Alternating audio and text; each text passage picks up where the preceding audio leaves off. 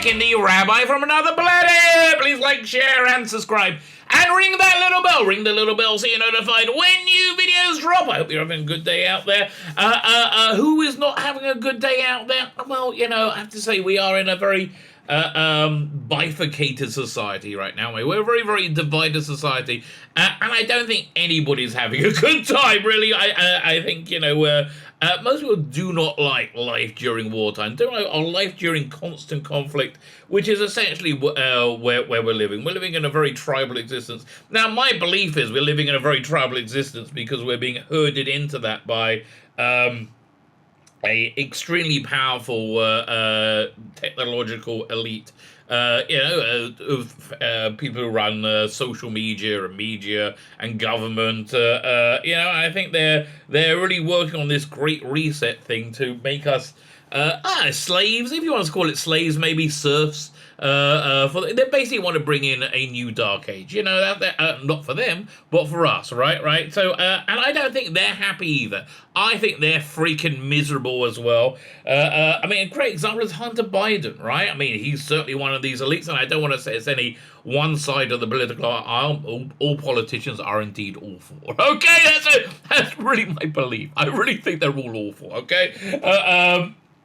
But look at him. I mean, if you haven't seen the Hunter Biden laptop, he's, other than incriminating his father into, selling his influence, which is a little bit illegal, and stuff like that. It also shows his lifestyle, which he's a crack-addled loser.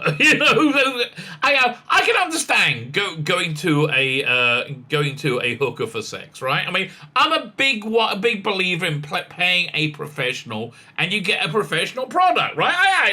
You can try and fix the plumbing yourself, or you can get a plumber. They know what they're doing, right? I can believe that, but paying a hooker to pretend they love you or they like you, that's just sad, right? I think he's living a genuinely sad existence. So we got this, controlling elite who are all miserable, even though they got all the power in the world, and they got us who are all miserable. Now, the most miserable out of all those groups, however, I would say is the other side of the cultural aisle, right? For want of a better word, social justice warriors, and I don't like using that term because it shuts people down, right? It shuts them down straight away. But whatever you want to call the tribal lines, right? Well, the people on the right side of history. If you want those people, yeah.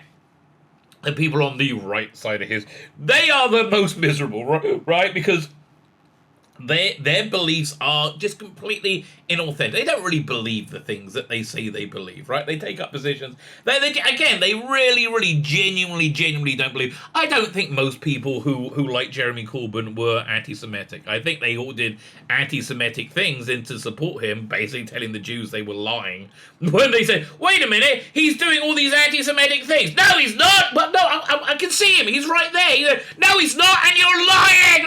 So I believe they all did, but I don't think they're anti-Semitic, right?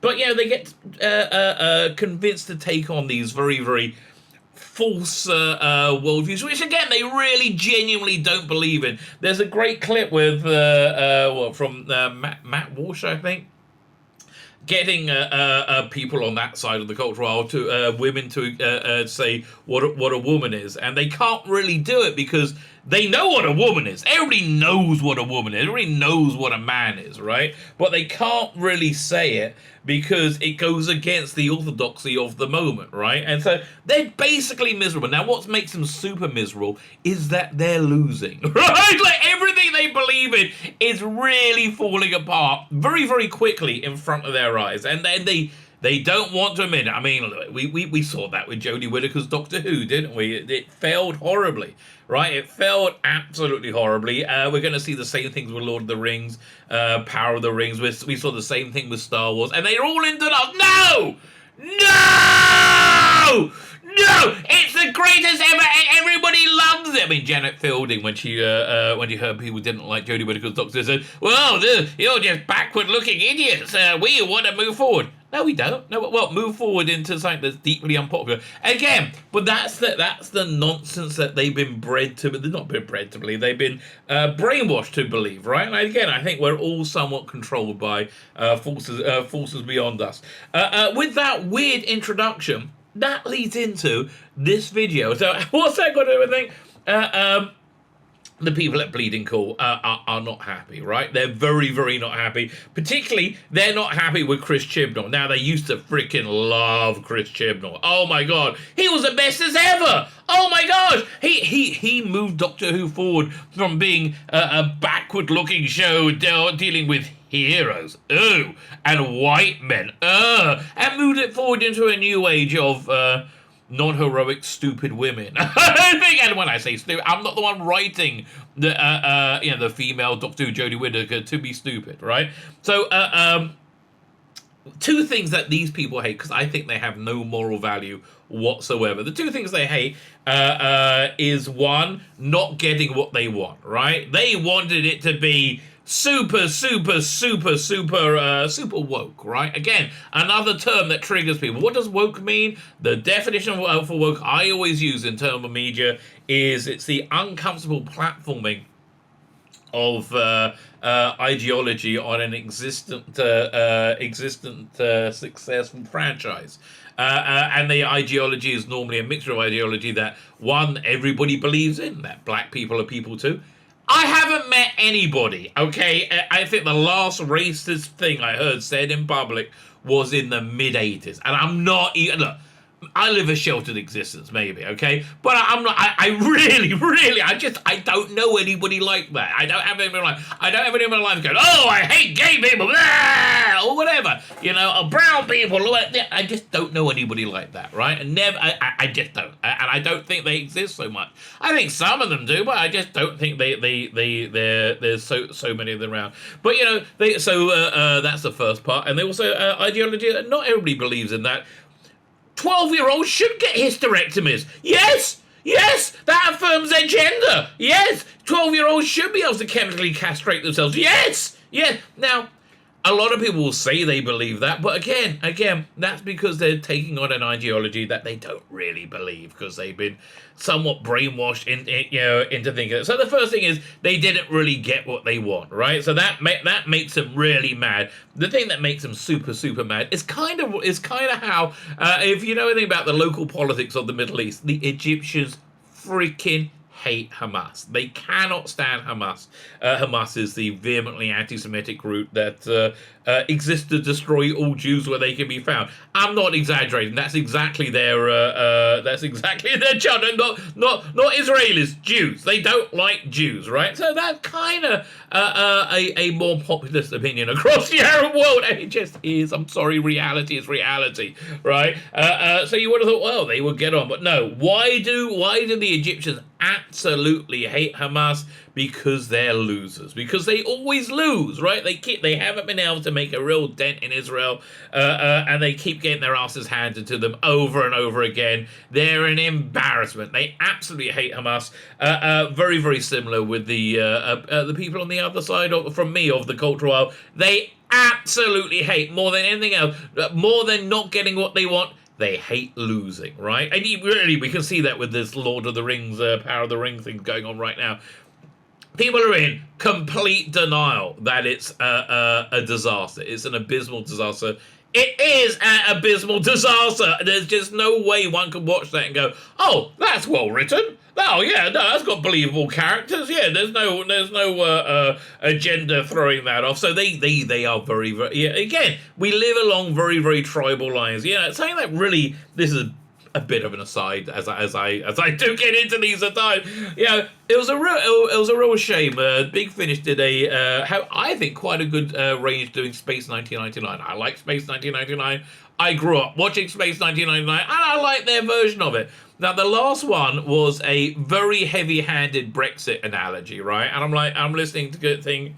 Why am I paying 20 bloody pounds to hear what this person thinks about Brexit when I know what they think about bloody Brexit? Why am I paying the money to validate their political and ideological worldview? I don't understand. Now, the real tragedy with that is there was actually a real story they could have had there, right? They could have gone for the tribalism of what Brexit was, which is what we're in right now, this intense tribalism, right? Of people would look the other way or for a lot of bullcrap done on either side of the debate because they were on that side, right? That tribalism was where the story was, and they missed it because they were too busy looking to validate themselves, right? So I don't know how I got onto that, but the bottom line is this: Bleeding Cool not happy with Chris Chibnall, right? He's a massive failure, and he hasn't given them what they wanted. So they're having a little stomp again. They're stomping their little fetus once again, which is always fun to watch, right? It's always somewhat enjoying. It's always somewhat enjoyable. But before we get into it, blimey, I'm 10 minutes in. Before we get in, can you hit the like button, the share button, and the subscribe button? They're all fan-dabby, double dozy. They make me quiver with delight, and they actually do. They actually do. If you ever see me quivering with delight, that's probably because you subscribe. So if that's something that you would like to do, go ahead and do it. Oh man, YouTube was such a pain in the arse. I was just gonna get this. I was just gonna launch into profanity right there. I was like, oh, maybe I won't get the video demonetized. No, it's not. It's demonetized anyway. Delisted straight away, or like shadow banned straight away. Maybe I'll wait till I get 20 minutes into it. But you know. I got close to this magic 3,500 barrier, right? It's so weird, but it must mean something because they're keeping me from it. I was like, I got close and now I'm going back again. If you could hit subscribe, that really helps, and it does enrage our technological overlords, which is that's like you like to do. Great. I mean, they haven't taken over complete control yet, but when they do, they probably will keep records. I'll be the first up against them all, mate. Once the revolution happens, or once the revolution is completed. I think we're probably in the middle of a revolution right now, without anybody saying anything. Anyway, not the good kind. Anyway. Like, share, subscribe, comment, Substack, sign up my Substack, sign up my pay Substack. All these things will enrich your life, right? All these things will make your life a lot better. What did not make people's life a lot better? This. Jodie Whittaker. Jodie Whittaker's casting on Doctor Who was the stunning and bravest, bestest thing ever. Did it make anybody's life better? No, it didn't, right? It didn't make the people who thought women are an oppressed underclass. By the way, I'm recording this on Tuesday, September 6th, the day after Liz Truss became Prime Minister. Now, I know nothing, genuinely nothing about British politics. I mean, I have a real outsider's point of view. I saw the leadership race, right? It did seem to be see a bunch of badly created AI robots, like from Westworld, trying to be human, right.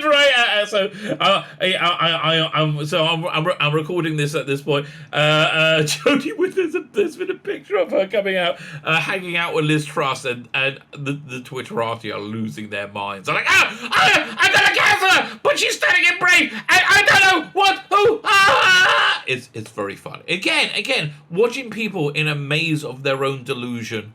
It shouldn't be funny. Like, I shouldn't take the piss, but they're such awful people. It's kind of enjoyable. Anyway, it's time for them to have another little rant and throw the toys at the pram about Chris Chibnall for being a loser who didn't give them what they wanted. Right? So yeah, two unspeakable crimes. Doctor Who Flux found ways to waste so many Dr. Yaz possibilities. I guess. Again, it makes nobody happy, does it? It makes absolutely nobody happy. It wasn't woke enough, right? For the people who wanted that, and for everybody else, they'd already switched off, which, I really do feel for Chris Chibnall. I mean, even though I think he's a talentless piece of garbage. Maybe not a piece of garbage, but talentless. Really, genuinely talentless. In that, I think the best thing he did was Flux. I mean, I really do. I think it was awful, but it was the thing that most looked like a version of Doctor Who. Like, if you squinted, it could have been Doctor Who. And it's the one that's got panned the most, because his worst season was his first one, and I've done really close-up reviews of it, of how bad it is. And it really was. That really was his absolute worst season ever. I don't know. I think it was actually worse than his second season, which had much more damaging storylines in it, right? But just in terms of quality of writing, the writing was just awful in season, what was it, 11? It was plot holes that you couldn't believe were that existed, right? That was, but you couldn't criticize it. Oh no, because then you were on the wrong side of history, right? And if you're watching this video, you probably got thrown off of a Facebook group for saying, wow, this really isn't very good. Ah! You sexist! You hate women! No, I really don't hate women. No, you do! Yes, you do! No, I really don't. No, you're lying! But I'm not. That's what they're like. They're weirdos. Anyway, I digress. The possibilities of you. Yeah, look. The Doctor could have become a cannibal and eaten Yaz, right? That's a possibility. Would it have been good for the show? No, not really. The BBC either seems intent on torturing us with more clips of Doctor Who Flux, or they're just running out of theme clips to put out to promote the upcoming special. There's nothing! That's crap. I mean, look, as somebody running a Doctor Who channel, there is freaking nothing out there. You know why there's freaking nothing out there? Because they know people like me will take the piss non-freaking stop. And we will, right? Look, I'm sorry that you're useless, Chris, mate. I'm sorry that you're useless, but you did take a shit over something that really matters to a lot of people, myself included, right? And I don't even think you meant to, right? I think you meant to be good. I just think your brain was addled by being controlled by this weird tribalist world we live in, right? But you still took a shit on it, and it was just stupid. Everything you did was stupid. But yeah, listen, and almost certainly your last episode will be like every other episode you've done, very bad. Okay, very, very bad. Where are we up to? So the talking about more Doctor Who Flux, or they're just running out of theme clips to promote the upcoming special. No, he's not doing any promotion, right? I honestly, do you think his career's over? Because he hasn't announced anything new, and Jodie Whittaker could probably bounce back in a few years, right? I think his career might be over, right? Who can tell, though, right? Who can tell? Look at Disney. They keep making nonsense that nobody wants to watch, right? Although I do think David Zaslav over at Discovery Warner is kind of like that moon in Star Trek 6 blowing up. Was it Praxis? And it's going to have massive effects, right? It's going to completely end and again, I'm using the phrase woke, but I've already defined it, right? It's it's going to end the era of woke, right? Because he's looking at everything and going, nobody wants this shit. Okay, no, nobody. No, people want you to want it, right? The crazy wokies over here want you to want it, but nobody actually does, right? So there you go. This time it's clips of the Doctor, Jodie Whittaker, well, that's debatable, and Yaz, no, she's definitely Yaz. And it shows how it wasted the two characters and the actors playing them. The actors playing them, well, I mean, look, Jodie Whittaker's just not a good actor. I'm sorry.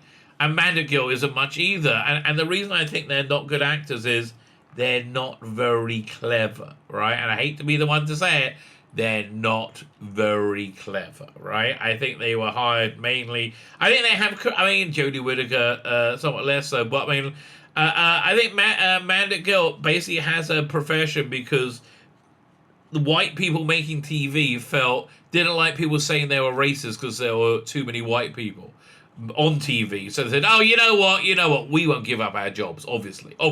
We're going to stay employed. We're just going to get a lot more brown people to be on TV. And it really didn't matter if they were any good at it. I've often said of Mandergill, her best destiny, I was talking about Star Trek again, her first best destiny was manning the makeup counter at Boots the Chemist, right? That's where she should be in life. And she would be happy. Honestly, she would be much happier. But no, she's acting. And look, Jodie Whittaker, I've seen her in other things, and she hasn't stuck out as making me want to, like, shoot myself in the face, right? Well, she hasn't stuck out as making me want to, like, poke out my eyes rather than watch her with a hot javelin. but like she's so epically bad in Doctor Who, right? She's just so mind-meltingly, epically bad in Doctor Who. It's just like so bad your brain just can't comprehend when you see it, right? It's just like, I don't know. So I don't think they've been very wasted. Really? I just don't think they have. It's another great lesson on how not to write scripts. Well, that's Chris Chibnall for you, right? Again, do you think he's going to get another job? I don't know. This might be a career ender. He might be given a scripting gigs out of pity. But I don't know. Look, if he can't go and get himself employed by Marvel or Disney, I don't think there's anything out there for him, right? And I think when he tries to get himself hired by Marvel and Disney, he might find out that he's a white man, right? And white men are bad in their weird race as well. Let's be clear. Showrunner Chris Chibnall's first two seasons of Doctor Who were not terrible. No, they were actually worse than Flux, right? You just weren't allowed to say they were terrible because of tribalism, right? They were indeed terrible, right? They were terrible. So I don't know what you're basing that on. Because it had better ratings than the subsequent seasons. Yeah, people have to learn people have to learn if they like something or they don't like it. But there's something I've really realized: people don't like thinking for themselves that much, right? And when Doctor Who started, the first few episodes. 2005. The first few episodes got lower AIs and lower ratings before people kind of got the message that, oh no, this is not embarrassing to like, right? This is something that's cool to like now. So it's okay. Everything's okay. It takes some time, right? It took some time for people to realize how much they hated the Chris Chibnall, Jodie Whittaker Doctor Who, which turned out to be quite a lot, right? Quite a lot, with good reason. The reason I think people really turned off from it was because they it just didn't reflect reality in any way, right? It just didn't. It didn't reflect reality. It wasn't representative, right? Oh, here, we're going to look at the ratings. This is never a good sign, is it, when your ratings like that? That little bump over there is capped. It's actually got a lot lower. This isn't the specials as well. That little bump there was John Barrowman helping them out. This is not a sign that you've done well, right? This is a sign that you have failed completely. Okay. There we go. Back to that. Look, his first seasons were terrible. I mean, the inexplicable plot holes, right? It's just so strange. Like, why was it okay for the Doctor to not save the giant spiders and let them die horribly of asphyxiation while being mad at the Donald Trump-alike for trying to end their suffering quicker? Right? I don't understand. Right? I do not understand. This is the second season. Awful 55, right? The one of the worst stories ever made. I mean, one of the worst bits of TV ever made. The plot of it, and I didn't realize this till I rewatched it and reviewed it, and it was awful. Was that the Earth had been destroyed by global warming from us being terrible people, right? For us not listening to Greta Thunberg. We didn't listen to Greta, and the world died, right? And look, all this is basically for people on that side of the cultural aisle to, flick themselves off to. Like, oh yes, Greta's right! Oh! So, yeah, the world has been destroyed, so this woman picks it up cheaply, apparently. She can now buy the destroyed world, and then she puts a luxury spa on it in some kind of dome, and she uses the money from the luxury spa to terraform Earth to make it livable again, and so therefore she can then sell the real estate at a higher price that she bought it. So I'm at a loss to know who's losing out of that. It seems to me everybody wins in that case scenario. Like, literally everybody's winning. She makes a profit.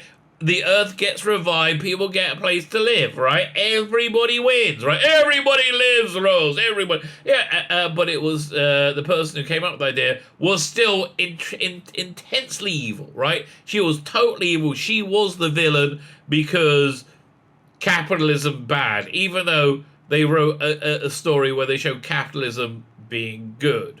Again, thinking is not something that is in vogue in 2020. Thinking for oneself, right? People prefer to let Facebook think for you.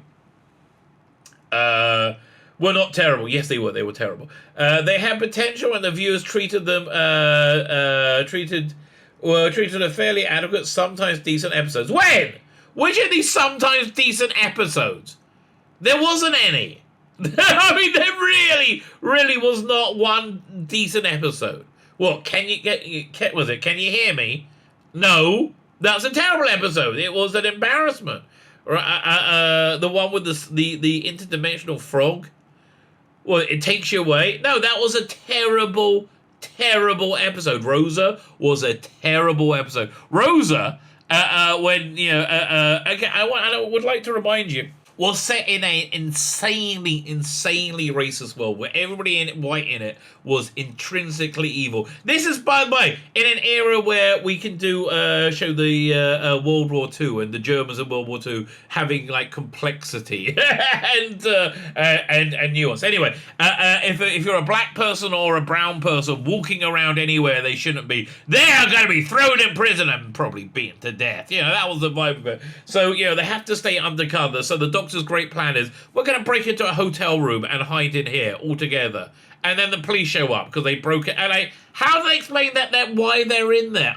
There's so many insanely massive plot holes in that. So no, it wasn't fairly good, right? They weren't adequate. They were all substandard, right? They were all amateurish. None of them had a professional standard. Sometimes decent episodes while waiting for the show to finally take off and reach the heights of surprise, insight, high concepts, and emotion that made Rusty Davis and Stephen Moffat's run so beloved. They weren't trying to make great episodes, right? They were trying to make episodes where they convinced people that women were people too. Right? That was it, right? Women were people too. That was the idea they were trying to... Most people believe that, right? But, I mean, maybe not most people at the BBC, okay? I believe you in the entertainment industry, most of you are sexist and racist. Yes, I think that's probably the case. But don't judge us by your sick, degenerate standards, BBC. So let's be clear. I love these songs, Paragon. Let's be clear. Christian was first to see on Doctor Who were not terrible. Yes, they were, right? You just were too scared to say it because you have to go along with the masses, right? Have to go with the masses.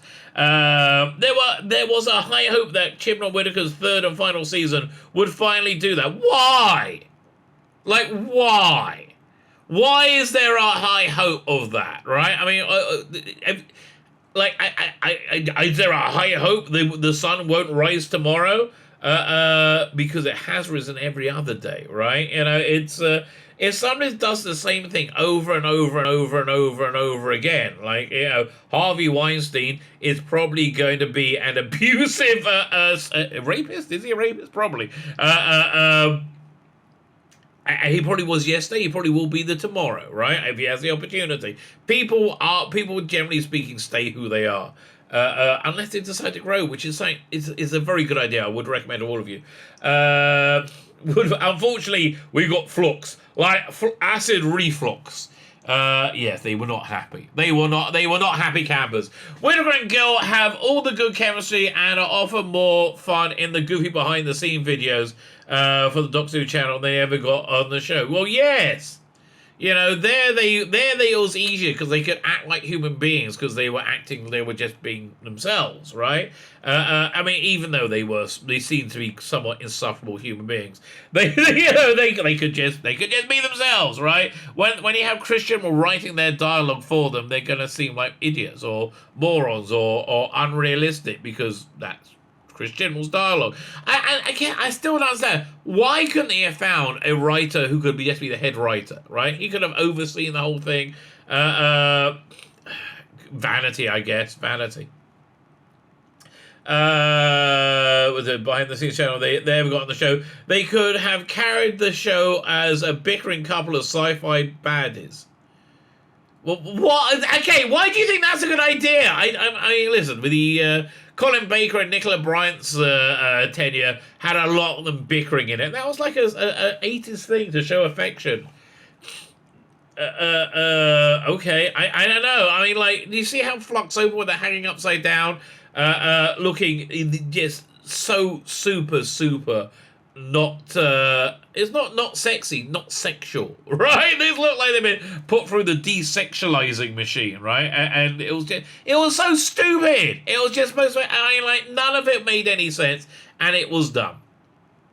And so scripts have them spouting boring exposition, explaining things that we already know to the audience. Then the villain show up and spout some more boring exposition, explaining the plot to everyone. Well, not enough. If you do recall, Chris Chibnall had to put out a 15-minute video after the last episode aired, explaining the plot, right? Which really didn't. Which amounts to meaningless gobbledygook. It's the stereotype of hater science fiction.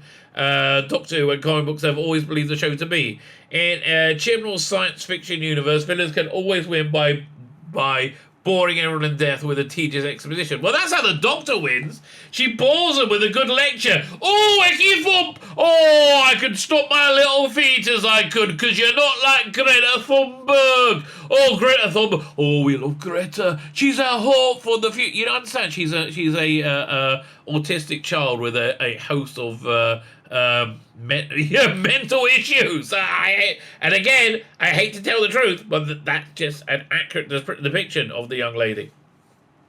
What bad Doctor Who teaches us? That people like you will swallow absolutely any shit, right? People like you will swallow absolutely anything, right? Rather than admit you're wrong, right? That's why. And that's why you're so freaking mad now, because the egg is all over your face. How's the egg all over your face? With these bloody ratings, right? I wish I could translate that into the real world. You know, remember how they kept telling us how the adults were back in the room when Joe Biden won the 2020 election? Well, won. Let me rephrase that. Do you remember how they kept saying the adults were back in the room when Joe Biden was inaugurated in the fairest and freest election of all time? Right? It was just the fairest and freest election of all time. And in fact, denying the 2020 election is insurrection, right? It's questioning it is that you're an election denier and you're evil. You're evil. If you question the 2016 election, though, you were good. It's weird how that works, isn't it?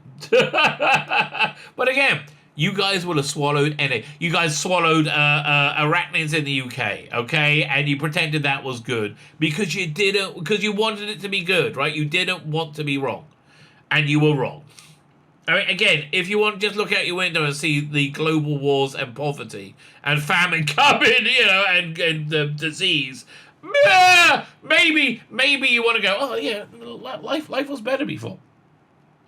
You could say Chibnall has fallen back to what Doctor Who was about in the 70s. No, Doctor Who wasn't about being shit in the 70s, mate. What 70s are you watching? Really? The Talons of Wen Chiang had. I don't remember it having the Doctor, lecture everybody about Yellowface or whatever.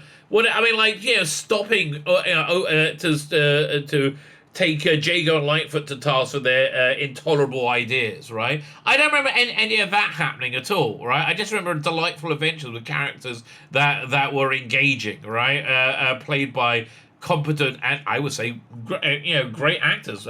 Tom Baker, Louise Jameson. I just heard a great Tom Baker story on Classic Doctor's New Monsters. The Tom Baker one. It's kind of like City of Death set in Rome, right? And Leela's in it. Just really great rounded performances of interesting rounded characters. Nothing like the turgid mess that is the Jodie Whittaker sodding era. And when it was about plots, and again, no plots and monsters, while character moments were sandwiched in. Excuse me. Excuse me. Every moment of Tom Baker was a character moment, right? It was a sparkling, beautiful, wonderful character moment. Yeah. Okay. What was a plot moment in Robots of Death when Tom Baker was explaining to Louise Jameson how the TARDIS was bigger on the inside than the outside, and it was wonderful. It was actually a wonderful, nonsensical bit of nonsensical science. You know, he had the two boxes, right? One bigger than the other. He put the smaller one. He said, which one's bigger, right? And Lena goes, that one. So he puts the bigger one further away and said, now which one's bigger? So still that one, right? And she's like, but no, that one's. He said, no, this one looks bigger. So if you have that one being that size there, as well as being here, it can fit in here, can't it? And you know, Louise Jameson's response was that's silly. It was a beautiful, magical character moment, and there's so many of them in every episode. I mean, was it Pyramids of Mars with Tom Baker starts off brooding, said, "I walk in eternity," and Liz Sladen is a great full, wonderful character moments, and it just erupted from the script by being given to brilliant, talented actors who were clever, who were smart, who were able to think these things through, right? Where was it? But there was plenty of hints that Chibnall was far more interested in Comfortable writing Dan. Well, a kind, slightly bumbling middle-aged man trying to do the right thing. The reason he was more comfortable writing Dan is because Dan is a character where you have freedom writing, right? You do not have freedom writing women, right? They can't be they can't be in danger, and they can't be weak, and they can't be angry, and they can't be mad, and they can't be anything negative whatsoever. They can't be wrong ever, right? Ever. They've always got to be the bestest ever, which is how we see female characters written in the Chibnall era. Right? Yes, of course he's a better. Right? The only characters that are interesting today in this more diverse landscape are white men. Amazingly enough, all the other characters are like just dull. A great example of that, the HBO Watchmen series. It was fantastic when there weren't black people on the screen. Not because I don't like black people on screen. It's because David Lindelof can't write black people because he's too shit bloody scared of offending not black people, but the white people he lives with, because they're all racist weirdos. Fine. Every scene with Dan felt more authentic and heartfelt than any scene he wasn't in. Yes, exactly. That's the same over the entirety. The entirety of media. Yes, right. It's that's the way it is. It was Whittaker who saw the fanfic about the Doctor and Yaz's romance and suggested to Chibnall they should add that to the show. It was Chibnall's idea, you blithering moron! Oh god, he saw the fan fiction. He was like, I can be a bit more woke. And again, I defined that at the beginning of this video. I'm excited. I can be a bit more woke. It was completely Chibnall's idea, and he didn't do it because it fitted the characters at all. It's because Chibnall, Whittaker, and Mandip Gill all like to be woke. And again, I've defined that in the beginning of this video. They like that, right? And that's what they were excited about. I was really pissed off one time. Listened to a particularly bad Doctor Who audio. It was in the last couple of years of the main range of Big Finish. And Sophie Aldred was in it, and it was intimated that she might be bisexual or lesbian. And Sophie was like, well, that's good, because, I wouldn't imagine Ace to be narrow-minded and closed off. So, Sophie, are you narrow-minded and closed off? So how many vaginas are you munching on then? None. 0, because you're straight, right? And again, not that there's anything wrong in being gay, not that there's anything wrong in being straight, but there is something wrong in saying that if you are straight, there's something that you're closed off and narrow-minded. No, you're not. I do not want to suck a dick, okay? I just don't. I understand there are many people out there who enjoy sucking dicks. Good for you, right? Good for you. And they enjoy it so much they really can't understand how anybody wouldn't like sucking a dick, right? They really just can't, like, how? No, not for me, mate. I'm just not up for it, okay? It's just, that's wrong. It's wrong to try and tell people it's wrong to be your own sexuality. Where are we up to? Rather than play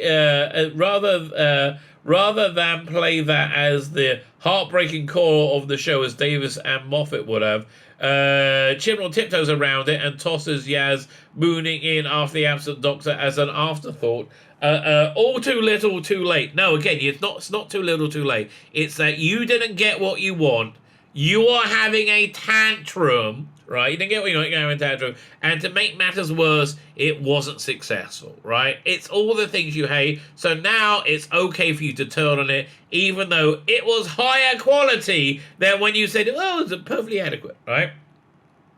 These videos are actually a valuable lesson in screenwriting for screenwriting students, how not to do it, right? Listen, do you remember Piers Wenger saying, Doctor Who is in editorial in the best state it's ever been? It's never been better, ever, ever, ever. It's so good, it's so stunning, and so brave. Oh, so stunning, so brave. Because, again, they have this tribal insanity that they believe things that they don't believe, right? People just want to see, people don't want to see white men on screen. People don't want to see a hero's journey. People want to see themselves represented on screen. Well, in that case, why do the ratings for this and everything look like this, right? Why is that? It's because you're wrong. And again, that's the thing that they really can't get their head round. That they're wrong. That what? But I'm me. I can't be wrong. I'm on the right side of history. No, you're wrong. Even as audio plays, the expositional dialogue is on the nose and often meaningless when there's no real emotion intent behind it. Again, because you're not being authentic. You're being inauthentic in your writing, and you're being inauthentic in your acting. It's bad comic book writing where only the villain gets to deliver them. Wahaha! See how evil I am, banality? Perhaps Doctor Who Flux will be considered the wasted season, scuppered by lockdown madness during the weird time that we're living in. No, it's going to be considered definitely trying to salvage something that is vaguely workable out of this twisted wreckage of Doctor Who that Chris Chibnall left, right? That's what it, and failed to do that, right? Again, by far the best he's ever done. Absolutely, I mean, Doctor Who Flux, garbage though it is for the most part better than any other episode he's done, right? Any episode goes toe to toe with any of the previous episodes, and they would have done better. Onwards to better, onwards to a better show, hopefully. Well, yes, it's going to be onwards because Chris Chibnall's leaving, right? Is it because their stunning decline of ratings? I'm going to go out on a limb and say yes!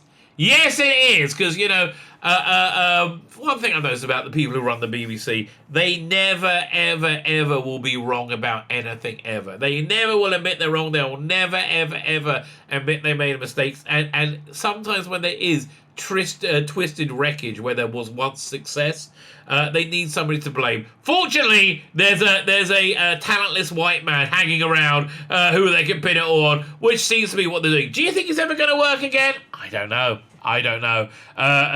The expression is the BBC never forgive those they've wronged. Oh, Chris Chibnall, are you going to go the way of John Nathan Turner? My guess, there's a good chance. There's a very good chance. My name is Tzvi Lebetkin, the Rabbi from another planet. Please like, share, and subscribe, and ring that little bell. Ring the little bell so you're notified when new videos drop.